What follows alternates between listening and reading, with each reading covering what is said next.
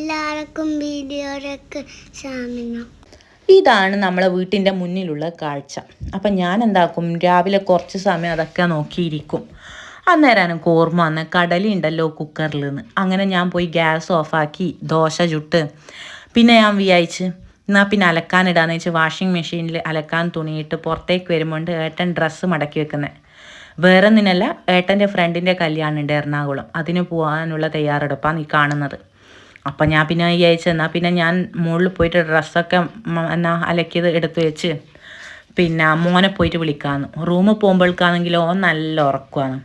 അങ്ങനെ ഞാൻ ഓനെ എങ്ങനെയൊക്കെയോ കുത്തിപ്പൊക്കി എണീപ്പിച്ച് പിന്നെ ഞാൻ ഓനെ മടിയിലിരുത്തും. ഉറങ്ങി എണീപ്പിച്ചാട് മടിയിലിരുത്തി ഓനോട് എന്തൊക്കെ വർത്താനം പറയും. അതാണ് ഈ കാണുന്നത്.